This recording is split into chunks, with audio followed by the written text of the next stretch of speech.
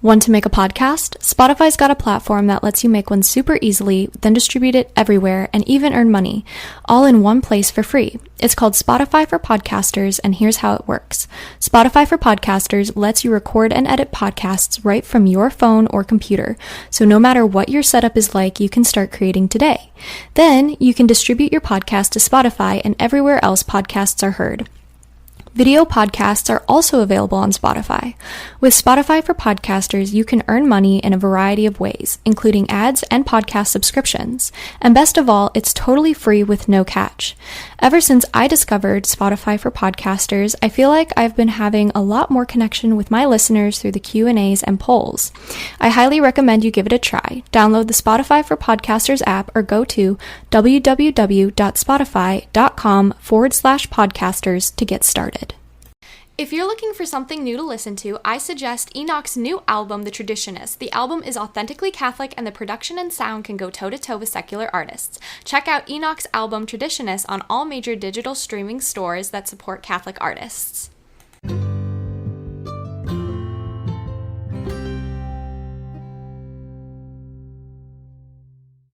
Hi everyone, I'm Amber Rose, the Religious Hippie, and welcome to A Catholic's Perspective. For those of you just finding this podcast, let me tell you a little about myself. I was born and raised a cradle Catholic until I fell away from the church for 8 years. I just recently came back to the church, and I could not be happier with where I am today. I am currently a junior in college, and I'm studying graphic design. I am an ambassador for multiple amazing Catholic Christian companies, and I love working with all of them. Now, some of you may already know me from my popular Religious Hippie social media channels, such as TikTok, YouTube, Facebook, Twitter, and Instagram. I have all kinds of Catholic content on there, so don't forget to go check those out. So the reason I wanted to start a podcast was so that I'd be able to have a longer format which people could listen to from wherever they are. I particularly wanted to address issues that young Catholics face today in the secular world, and I want to do that by providing information along with commentary and even a little of my own opinion. I can't lie, from time to time I might be discussing very controversial issues, and some will find my opinions unappealing. But I do this out of my faith and service to God. We must keep communicating with each other, respecting each other, and put each other on the path to sainthood. I think you'll enjoy the podcasts coming up, and I thank you for being here with me.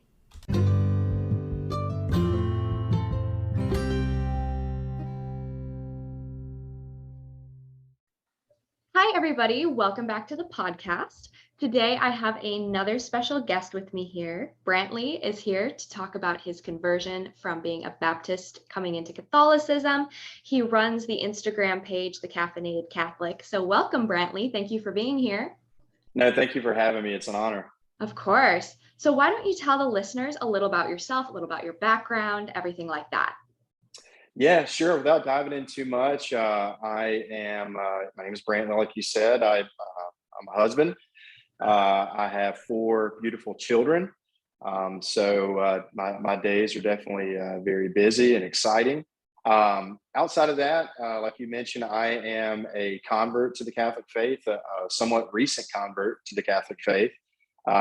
Grew up in church, particularly from a Baptist background. That's essentially what I was all the way up until coming into the church. So yeah, that's a little bit about me. Amazing. That's awesome. I know I got to know you a little bit because I started following your reels because I was like, oh my gosh, this guy's hilarious. I love this.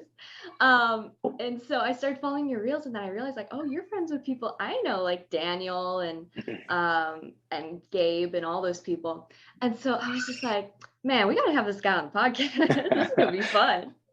That's awesome. So I know you're married, you have kids and everything. Were you is your wife Catholic too, right? You all came into the church, is that correct? Yeah, so I was very, very blessed that she came into the church at the same time I did. I know that that's not always the case for everybody, so I certainly thank the Lord for that. I'm very, very thankful for that. And because we're coming from a Baptist background, my children, of course, had never been baptized, so they're now baptized into the church as well. They actually got baptized the week prior to us being confirmed. So yeah, a lot was happening at that time. That's amazing. What a blessing. We absolutely love that. Yeah. So I guess we should start at the beginning. When did you start taking an interest in Catholicism? What really sparked that for you? So for the pivot, the pivot for me really happened early last year. But as I've kind of really thought more about my story or this journey, I think the ground was kind of the soil was kind of being tilled and prepared before then. Because coming from a Baptist background, I had a very, especially when it comes to like the sacraments, a very memorial, a very symbolic view of baptism, the Lord's Supper, that sort of thing. But for the past probably 3 years, I had started listening to more voices, not Catholics, but more voices. In particular, one Lutheran scholar who certainly had a much higher sacramentology than I did. And so, even though I wasn't completely on board or anything like that, I think it started kind of preparing the ground so that as I began to read and study more, I was more open to it.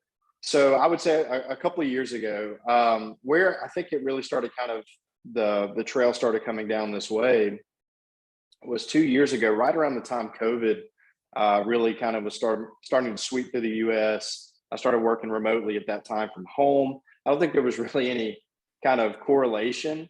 But as I was home, I started reading more and really trying to figure out, from a Baptist or Protestant perspective, really kind of our two main sacraments or ordinances.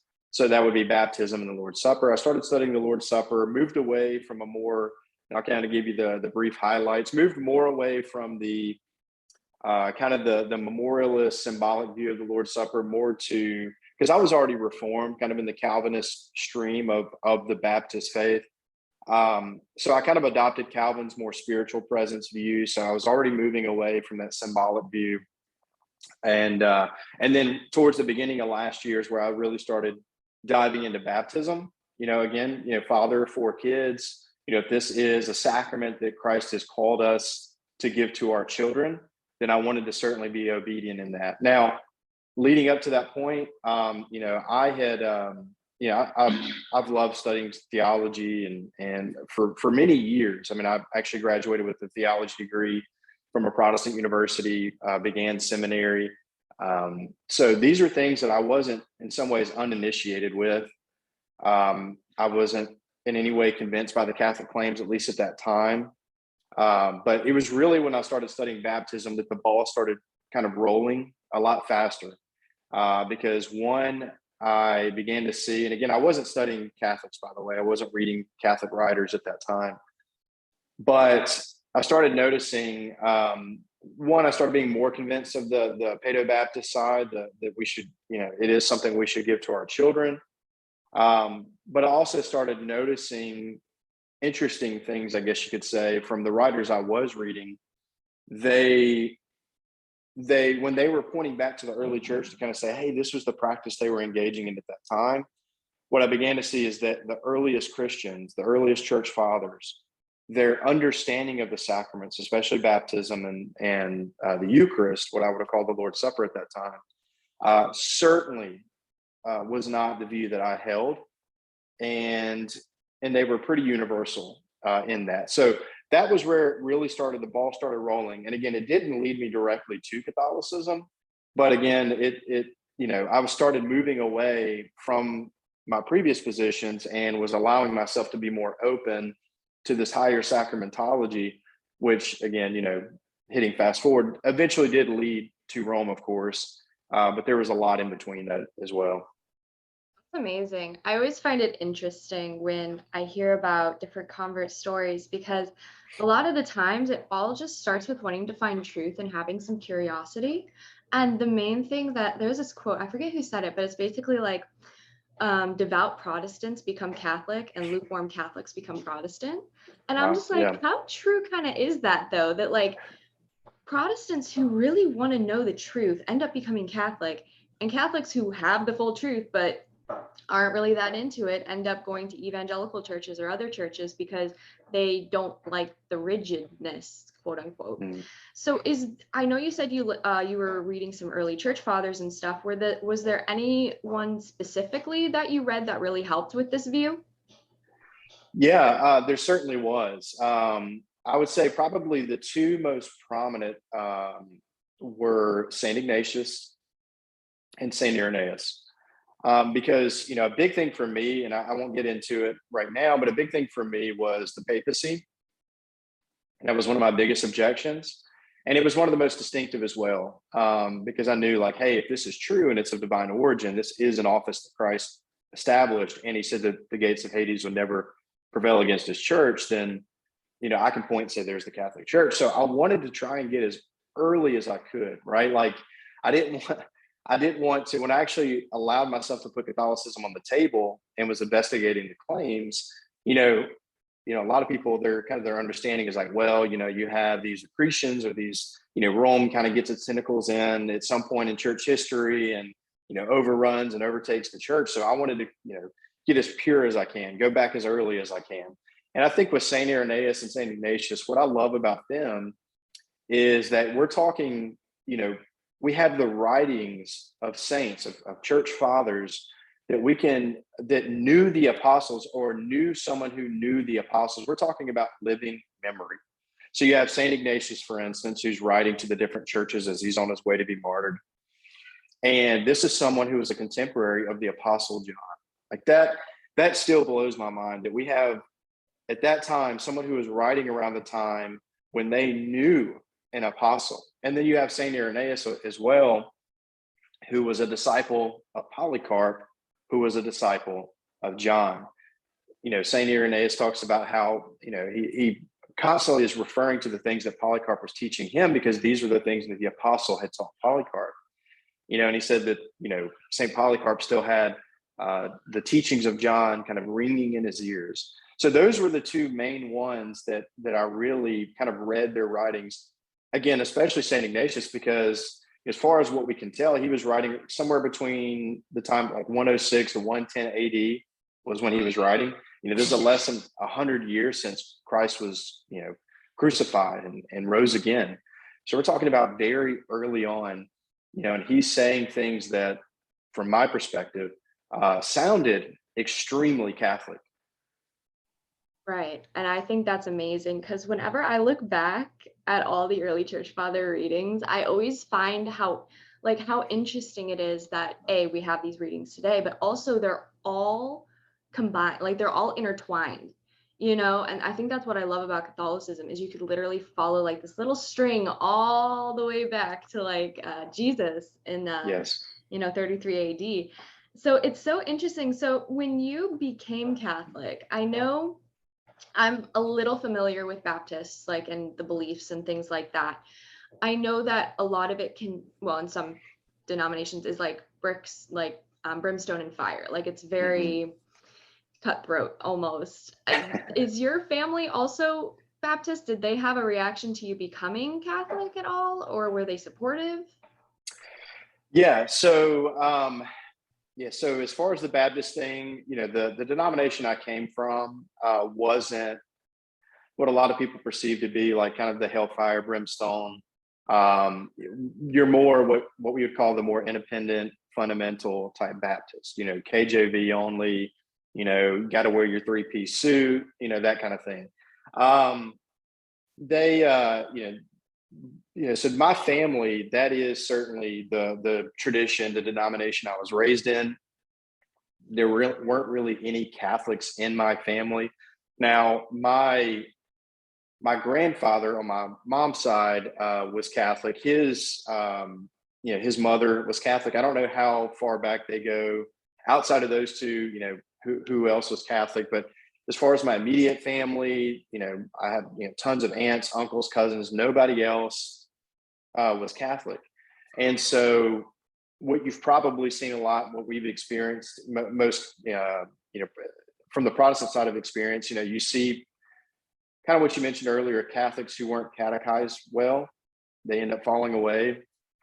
Or if they don't fall away, they really don't live the faith in such a way that it's a great witness. And so on my mom's side, now my Nana, from what I understand, I remember a little bit when I was little, and I actually even remember my mom kind of saying that, she believed after she passed away, my mom said that she believed that, she was in heaven, kind of in spite of her Catholicism, because she was one of those Catholics who actually loved Jesus, right? Like, We love those yeah, so, whereas my grandfather, he certainly didn't live the faith out extremely well, in any way, shape, or form. So I think that kind of colored a little bit, some of my family, especially my mom, her perspective on Catholics. And again, this goes for the Protestant side as well. We know Protestants who aren't the best examples of Protestantism. So I think both sides, we have to kind of be fair with one another and say, like, look, one person that one family member, one friend, whatever, shouldn't exemplify either side. Right. So to answer your question, that was certainly a very, very difficult conversation that I had to have with my family. It was a very rough conversation. And as I always kind of preface, ultimately, it's because my mother and my father, they love me deeply. And just like any good parent, they want what's best for their child. And from their perspective, that simply wasn't what is or was best. My prayer is that my life, my actions, my words would put forward the best example of what being a Catholic truly is, because I can personally say that just in the short amount of time that I've truly been seeking to live out the faith, the Catholic faith, my faith has grown tremendously. My love for my Savior has grown tremendously. I could, point and say that I have seen where, my pursuit of holiness has certainly grown.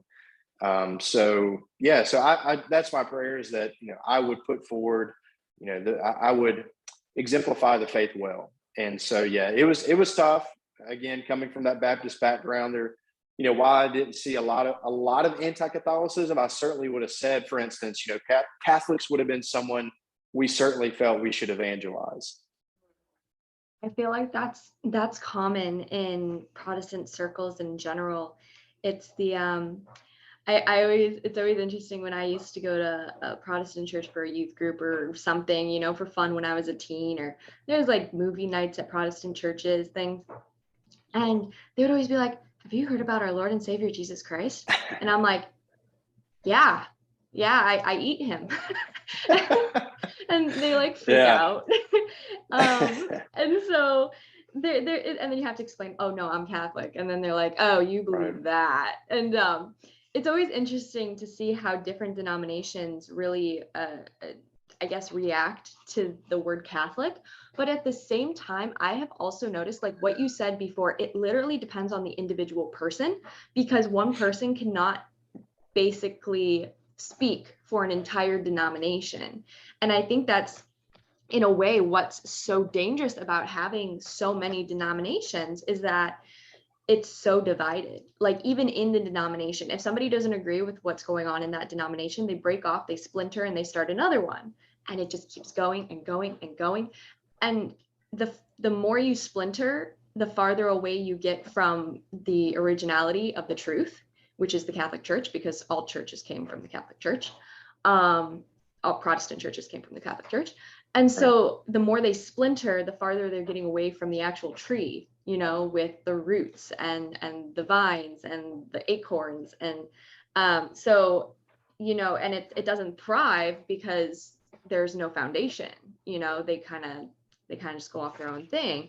And so I always find that interesting when I talk with them and I'm just like, yeah, I'm Catholic, and they're either like, oh my gosh, that's so cool, like tell me about it, or they're like they're like, we need to evangelize to you, we need to come with me, Yeah. room. Do you know who Jesus is? Right. Yeah. No, you're exactly right. And I guess it's all in the approach, because if someone comes to me in a spirit of like, they truly care about me, then I appreciate that, because that at least is a solid, foundation for us to begin to have a conversation, if we'll allow one another to hear each other out. The difference is when you have immediately coming out of the gate, you worship Mary, the Pope, and the spirit of Antichrist, and all the fun things that some of them that I won't say here, but the things that get labeled and all that. It's like, okay, well, we can't even have a real conversation. But if somebody's coming to me from a kind of a spirit of, hey, it's because I love you, I want you to know the truth, then that's great, because hey, at the same time, that's same for me. I want you to have the fullness of the truth. Why would I start an Instagram page? Why would I do these things? Why would I promote Catholicism or whatever the case may be? It's because I want people to have the fullness of the faith. Like, I actually shared this yesterday. I still have yet to get over, and I truly pray that I never do. Every time that I go to Mass, I actually receive the body, blood, soul, and divinity of my blessed Savior. Like, you want a personal relationship with Jesus? There's nothing more personal than that here on earth. Like, every time that I go to Mass, heaven meets earth. Like, there's nothing else like it. And so if it is true, right, that's a big if, but if it is true, then why would I not want everyone else to join in? And so, that's my heart for others. I know, the family, friends that are closest to me, that's their desire for me, right? They want me to have what they perceive to be the truth. But that's what I want for them. And something that you said too, the splintering, the fracturing, all that, like, that was one of the biggest things for me as I was kind of going, okay, I know I'm not Baptist anymore, right? Like I was mentioned earlier, when I was kind of moving away from the other sacraments, or my previous view of the sacraments, I started going, okay, well, where does that leave me? What church am I going to have my children baptized into? And I had no notion at the time that I wasn't going to remain Protestant. I mean, I truly believe that I would. It's just what version of Protestantism. As I mentioned earlier, I was a Calvinist, so like, the way I kind of jokingly say it is like, if I were taking one of those like online Facebook quizzes, what denomination are you? I probably would have came out like 98% Presbyterian, because I was already a Calvinist, or already held to a spiritual presence of the supper. It's like, well, if I add in the infant baptism thing, well, that's where I should go. But then I kind of really took a look at like as I moved away and started moving towards like regenerative understanding of baptism, real presence of the Eucharist. I was like, okay, well, am I Lutheran? Am I Anglican? Orthodox, or God forbid, Catholic? I really looked hard at Anglicanism, because it has such a rich tradition, history, and I started meeting, at least through social media, meeting wonderful Anglican Christians. Some that I talk with often, and was really kind of pinging a lot of questions off them. And it seemed very attractive, because I could kind of retain my Protestantism while also, kind of tying in deeper into history than kind of the Baptist tradition or whatever. And so, but what you said is exactly, it was that kind of the pebble in my shoe that just I wouldn't stop stepping on it. It's the one thing that I couldn't shake is, my Anglican friends would readily say, like, there's a lot of division within Anglicanism, right? Like, even among churches, that are more confessional, denominations that are more confessional, you still see a lot of splintering, fracturing, divisions. And I think for me, I knew that, okay, if whatever church I bring my family into, whether that's Lutheran, Anglican, whatever, the last thing I want to do is every 2, 3, 5 years have to continue moving around, denomination hopping, church hopping, because all of a sudden this particular diocese of the Anglican Church is affirming things that I don't affirm. And so we're just having to constantly move around. And I was already seeing some things, because I had to look up. It's like, okay, well, are there any Anglican churches even around where I'm at? And there were things I was kind of seeing already that I wasn't on board with. I'm like, okay, well, if they're already affirming this, like, what's going to happen the next 2, 5 years or so? And so I'm like, is there a church out there where the faith has continued for 2,000 years, that it hasn't deviated, and 2, cannot deviate? And so that's really where I started looking hard at Catholicism, and and again, Orthodoxy as well. It's always interesting to me how when I listen to conversion stories, how they go through the process of, I want to stay Protestant because this is my roots and this is where I want to stay. And then they're just like, hang on, Catholicism is what now? And then they're just like, oh, hang on, let me dabble in that a little bit. And then the second that they actually start reading about it and what Catholics really believe and things like that, even as me, like I was born and raised Catholic, but I fell away.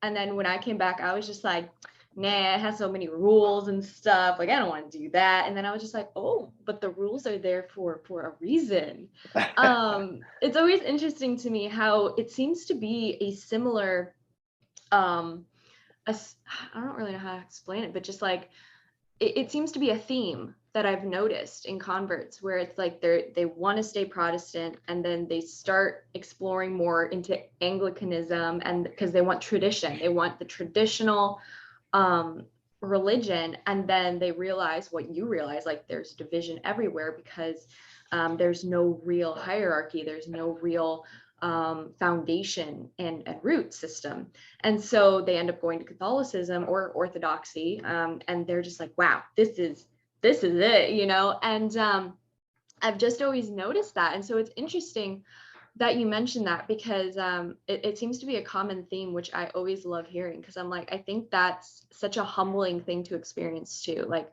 we're so set in our ways, and then we're like, God, actually though, I'm gonna go over here, like you're leading me. So Right. Yeah, no, absolutely. And, as you're saying that, I'm not a sociologist, but like I look back and, you kind of see kind of in our, especially in the US, like our culture and society, in the 60s, you had, kind of this more individualistic mentality kind of creeping in and pushing back against tradition. I think you did see a lot of moving away from, Catholicism, and more of, well, it's kind of the individual, me, Jesus, and the Bible, which I don't want to caricature anyone in Protestantism. Like I know that's not everyone. There are people who kind of that is their mantra. But you did see kind of like, no, we can understand, like we can read, through the historical grammatical method, like we can know and understand scripture, yes, it's not devoid of the spirit, but we as individuals. And so you saw kind of a moving away from more traditional establishments and institutions. And the Catholic Church, of course, would be the epitome of something like that, where you do have this hierarchy and this foundation and this, like you said, to use a crass word, kind of a rigid set of beliefs. But now, in our cultural moment, when the culture is battering against the doors of the churches, I think people are starting to go, okay, wow, is there a place where I can go where there is a solid foundation, where I'm not having to constantly, in some ways, fight against my own denominations? And look, I want to be clear, anybody who, does just a little bit of research, there's a lot of, kind of division, even within the church, like within the Catholic Church right now. There's, people that, there's always going to be wolves that try to creep in and among the sheep. And so, and sadly, even among the shepherds. But you have this church where there is this rock solid foundation, where again, the message, the faith has remained the same for 2,000 years. Yes, there is development, the acorn becoming the tree, that sort of thing. But we're looking in this moment as everything else around us, is kind of moving away from rapidly away from truth and certainty. I won't get into all of it, but when we're questioning even basic biology right now, we're going, okay, wait a minute, let's take a step back. And I think the Catholic Church clearly has, one, because I believe it's of divine origin. I believe it is the church that Christ established. And because it is the church that Christ established, it makes sense that the faith has been maintained, because that's the promise that Jesus himself gave us. And so, like I said, I think you're seeing a lot of that questioning that you were talking about, going, okay, where am I? Like, and allowing ourselves to take a step back and look and assess where we're at. And I believe, again, that the Catholic faith has the best answers for those questions. Right, absolutely. And not to mention, it's like a lot of the things we face in today's world, we can't even blame on like blissful ignorance, because we have the internet now. It's if you're staying ignorant in a topic, even though you know that topic exists and it's as important as faith or as, biology and all that stuff, especially with abortion in everything these days, then that, I believe, in itself is a type of sin, because you are like, there's two types of ignorance. There's the ignorance where you don't know something exists, so you are just plainly ignorant. And then there's the ignorant where you do know something exists and you know you should do research into it, but you choose not to. And that's the sinful one. And so it's always interesting to me when people say things and I'm like, have you actually ever looked that up or researched what you just said or thought about what you just said or wrote it down and, read it a couple times and think about it a little more? Because some things that people say, I'm just like, that ain't it. That's not it, sweetheart. Especially on Twitter. Oh, Twitter's terrible. Yes. That's the worst place. But I guess the last question I would have for you is, when you decided that this was the path you wanted to take, how did you address that with your wife? How did you talk her through that? And we're on the same page for that. Yeah. So that's a great question. She had already been she was involved, if you will, like to some degree with how she was already seeing this kind of shift in my theology, where, again, I didn't start off either trying to prove or disprove the Catholic Church. I was already, at least at that time, I want to say convinced that it was not true. But she had seen kind of the hours that I was spending really researching and studying what began as just those two sacraments. But then as I began to move further, studying things like the papacy and all that, she was kind of seeing all the time I was putting into it. And so when I actually put Catholicism on the table and, told her like, hey, I'm at least going to look into this, her reaction, it was already a lot for her to process that, hey, like I'm no longer Baptist, even though we were still attending a Baptist church, or it was a non-denominational church, but it was really what non-denominational churches I just call secret Baptist. It's like you're Baptist, you just don't want to admit it. So that's where we were at the time, and so she already saw that shift. But when I actually even mentioned Catholicism, it was kind of like no, like this is not it, But again, she saw the hours and everything I was pouring into it. We were having those conversations. I tried my best not to just put too much on her, because I'm one of those, I can ramble. And especially if I get excited about a topic, I'll go on and on and on about it. So I had to make sure I was careful with that. But we had a lot of conversations and she saw the logic of it. Like, it was one of those things where she's like, okay, I can't deny, what you're saying. And, one of the best things that she said to me along the way was, she's like, I trust you. And that meant the world to me, because, again, as a husband and a father, I knew that, coming from the background I was coming from, where people were saying, hey, the Catholic Church is a false church, they preach a false gospel. I knew that, hey, this is the road that I end up taking down. It's not, I'm not just going there myself. Like, I'm bringing my family with me, alongside me. And so the last thing that I want to do is bring them into a false church that preaches a false gospel. And so that meant a ton that she said, I trust you. And so that was a huge responsibility for me. And I spent a lot of time in prayer. So she saw the logic of it.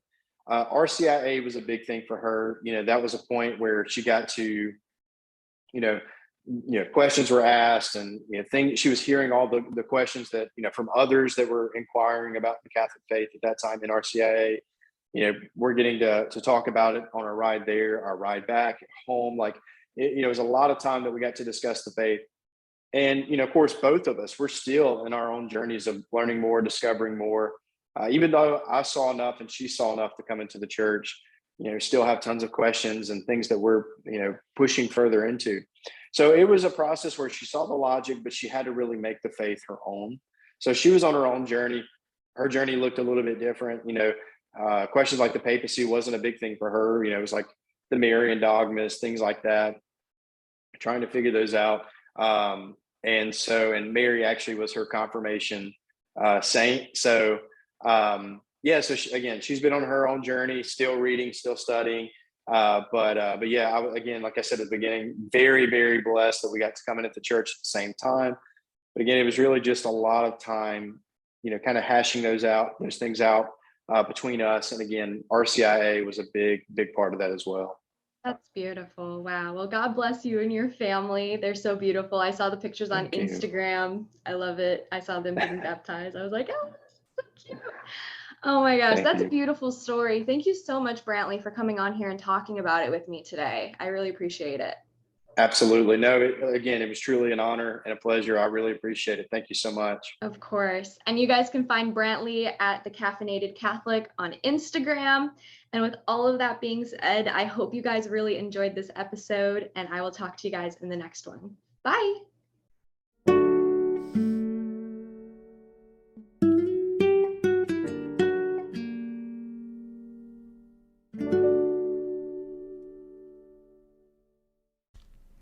Do you have questions or comments about today's episode? Email me at thereligioushippie@gmail.com or leave a voice message at anchor.fm/thereligioushippie. I'd love to hear your thoughts. Thanks for listening. 'Tis the season to shine with H&M. Discover the holiday collection and find fashionable pieces for your wardrobe or for under the tree. Get inspired and dazzle with this year's glam. From tuxedo styles, bow detailed pieces, impressive prints, and more.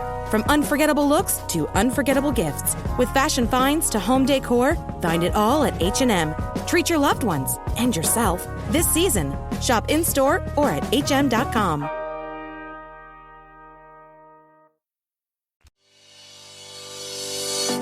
Thank you for listening to this podcast. Please be sure to rate and review this episode. This podcast is produced by Todd Fisher and distributed by Metacortex Publishing. This podcast is copyright. Any previously trademarked or copyright content is used by permission. Information and opinions stated in this podcast should not be construed as medical advice. Please be sure to visit the official website for the International Association of Metatomics at metatomics.org or find us on social media for other unique content.